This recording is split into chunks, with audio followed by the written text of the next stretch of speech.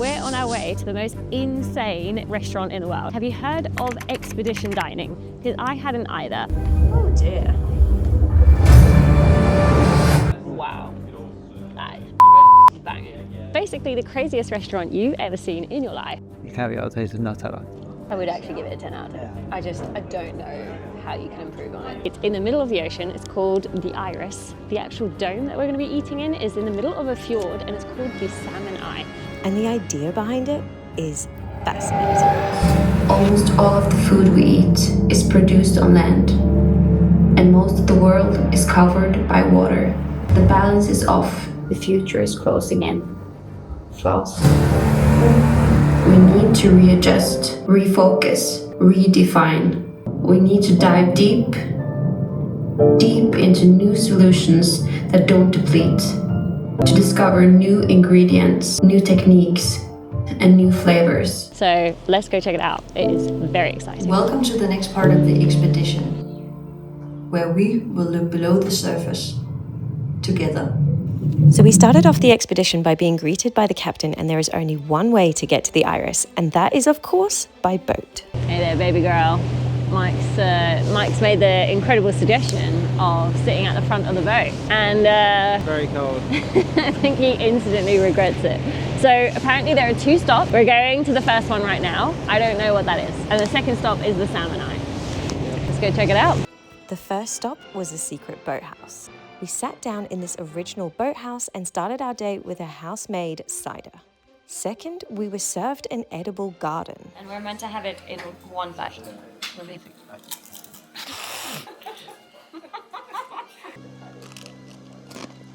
Then we got a number of different amazing bites which were all grown and created on site in the gardens, the landscape and the sea around the boathouse. Got my little berries. I've got my little king crab dumpling with lemon verbena oil. It tastes like proper vegetable soup. That's really good. I actually love the way that this looks. After 2 courses of more than 18 courses to come, we head for a short boat ride to the main attraction itself. Boasting a Michelin-star and a menu which changes daily, this may be the most remote and futuristic restaurant in the world. When we arrived, we were greeted with what looked like MI5 spies. We then headed down to the basement to find out more on what we were getting into.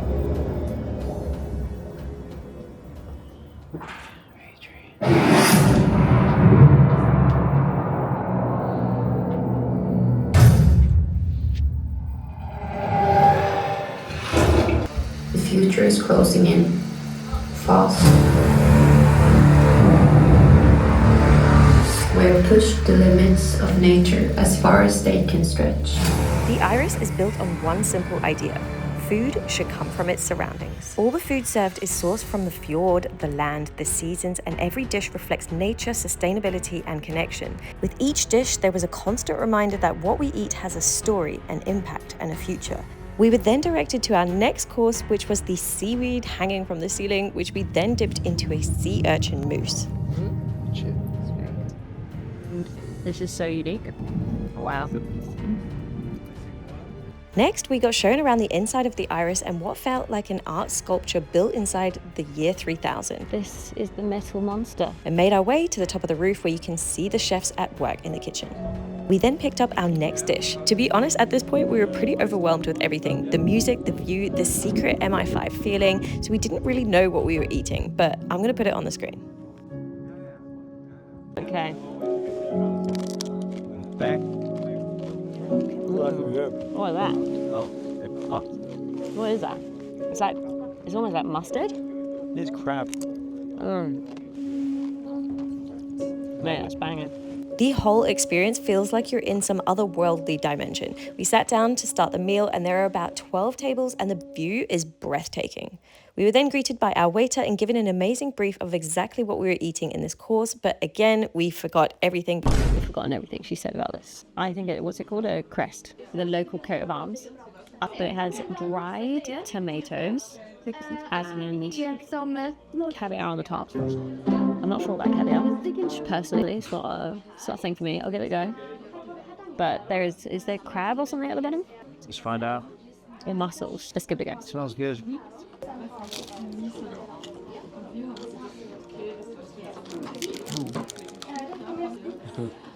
Oh, sun-dried tomato. That's really good. It's quite sweet. That's the tomato. No, cheers.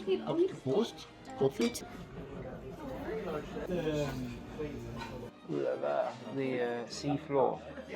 Sea floor, they call this. No, what they called it. Wow. No, it's just banging. They're really not nice. Actual piece of coral there. That's impressive. What the actual? Oh, pretty good. A bit salty. You know what? This champagne is so good. I need to stop drinking it because I'm drinking it like water.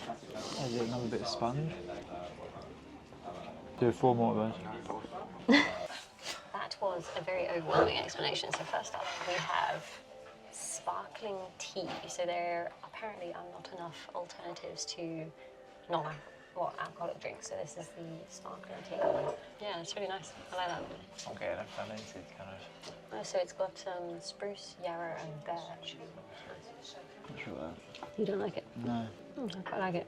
Next, we moved on to our dish called It's a Trap, with shrimp crafted in 3 ways. Okay, so we're meant to start with this see-through one. Not overly keen with raw fish, but I'm gonna give it a go. Wow. Wow. That is banging. That is delightful. I don't know what it is. Is that basil? That's pretty good. Okay. I need more. This is the takoyaki. It is Asian. Alright. You listened. Oh, it's just a dough ball with tamarind sauce underneath. Ooh. That's really good. I'm not overly keen on shrimp. You've got shrimp with cotton candy. Not sure how I feel about this one. Apparently, really say, depending on their last meal, that's how tasty it is, because apparently the stomach is in the brain. Oh no. So he said the farm they get it from, they feed them very nice food, so you're not going to get any rotting or something. What do you mean rotting? What's wrong with you?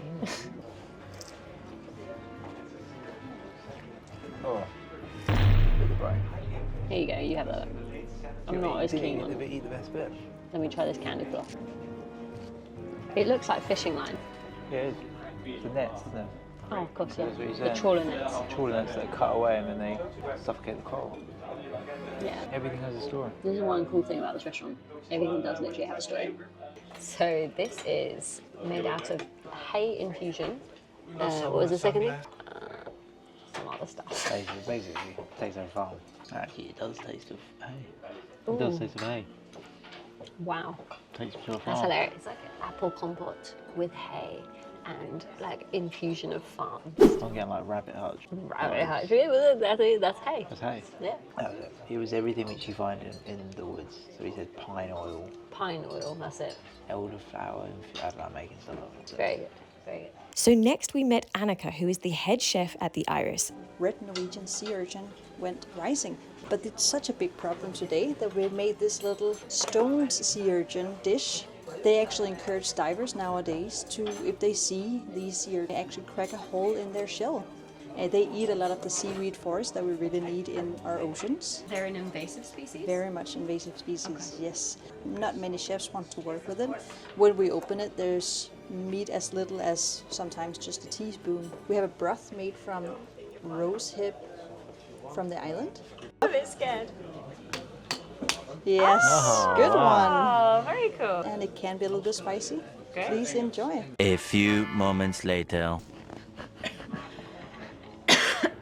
The spice.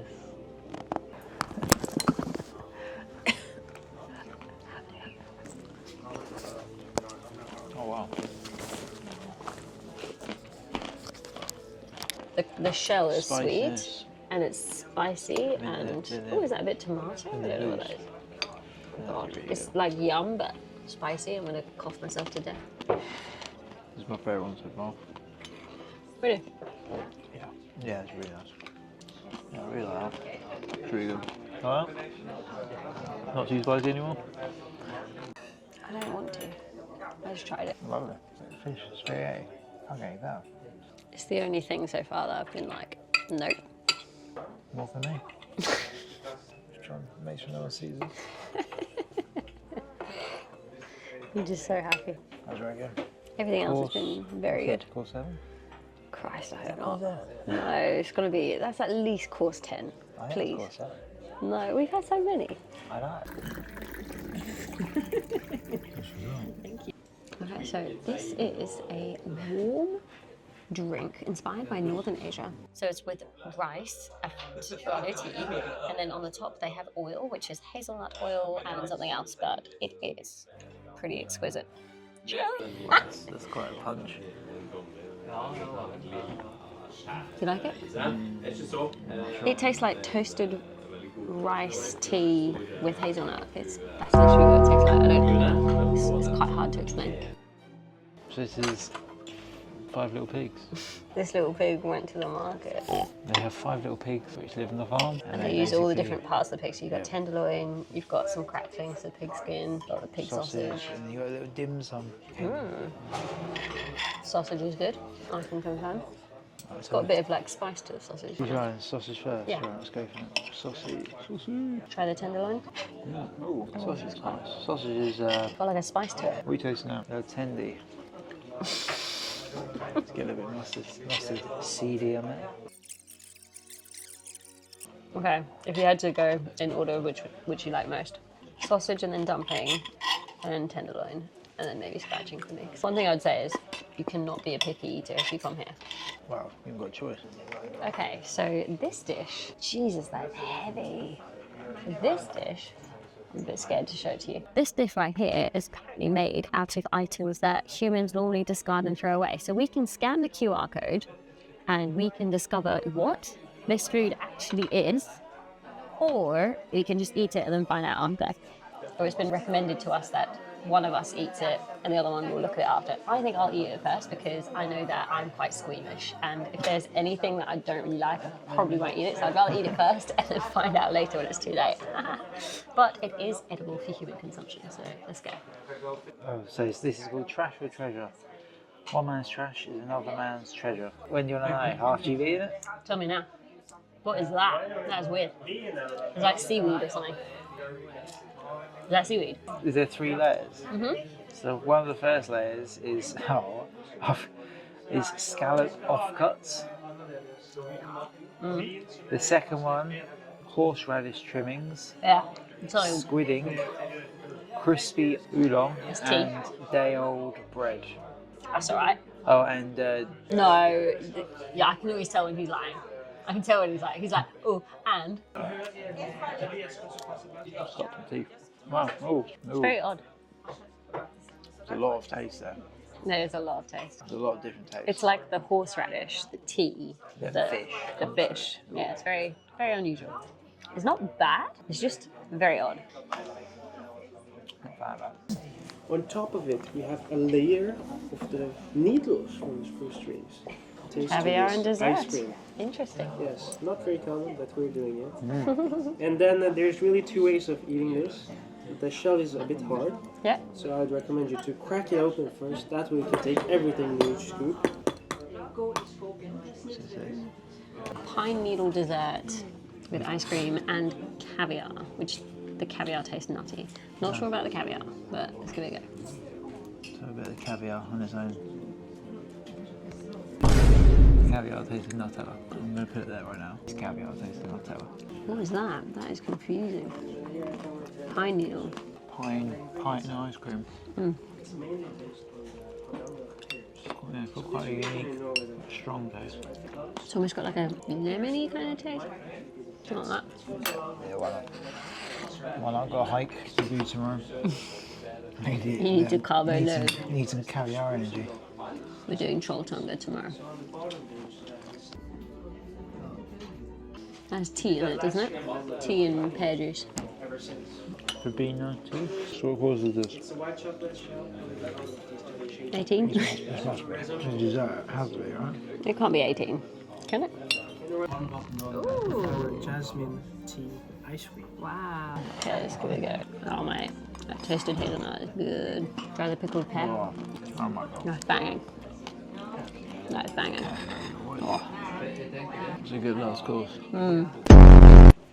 So what's gonna happen here in front of you in the next few minutes is that this will actually harden up Oh. and turn into brunost. In English it would be brown cheese. Uh-huh.